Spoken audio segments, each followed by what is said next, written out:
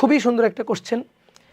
2H 2 Henry ইন্ডাক্টরের দুই প্রান্তের পটেনশিয়াল ডিফারেন্স সময়ের সাথে কিভাবে পরিবর্তন হচ্ছে সেটা দেওয়া আছে।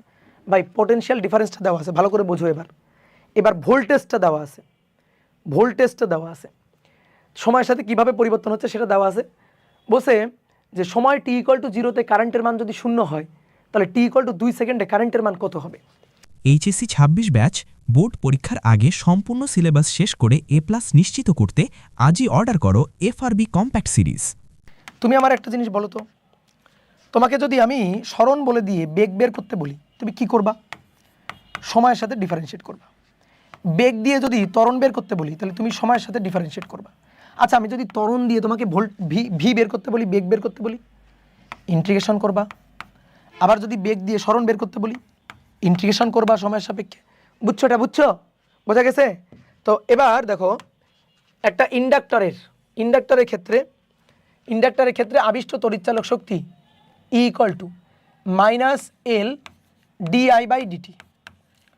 অর্থাৎ আই দেওয়া থাকলে তাকে ডিফারেন্সিয়েট করে আমরা ই বের করি, আবিষ্ট তড়িৎচালক শক্তি বের করি। আই দেওয়া থাকলে ডিফারেন্সিয়েট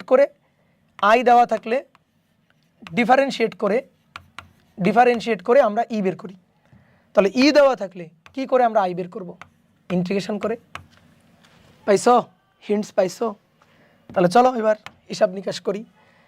E=-L di/dt। দেখো ই সম্পর্কটা এরকম দেওয়া আছে, যে 10-2। তাহলে আমি এখান থেকে একটা গ্রাফ বের করি তো। ঢাল কত? ঢাল হচ্ছে 10/2 মানে 5।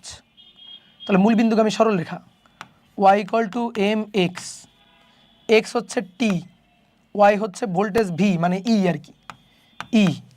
তাহলে m হচ্ছে ঢাল, 10/2 মানে 5। তাহলে E=5t। এই যে সমীকরণ আমরা পাইলাম, E=5t সমীকরণ পাইলাম, 5t মাইনাস L, L এর মান 2। এবার di/dt। ওকে, তাহলে -5/2t ইন্টু dt = di। ওকে, তাহলে এবার di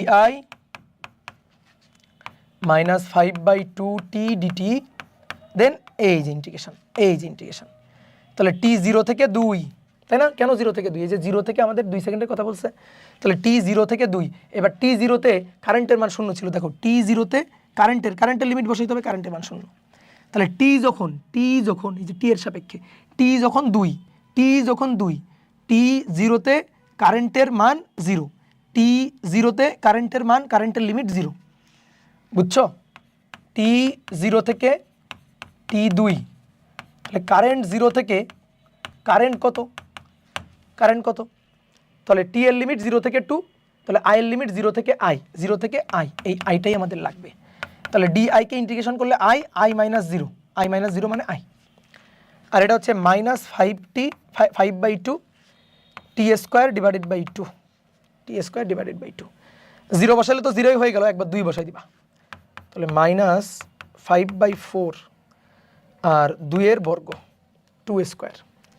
তাহলে 2² 4 কাটাকাটি, তাহলে -5 অ্যাম্পিয়ার বা 5 অ্যাম্পিয়ার। যদি অপশনে -5 থাকে আমরা -5 দিব, কিন্তু -5 নেই, কারেন্টের শুধু মানটা বলছে। ওকে, তাহলে 5 অ্যাম্পিয়ার। খুবই সুন্দর একটা কোশ্চেন না?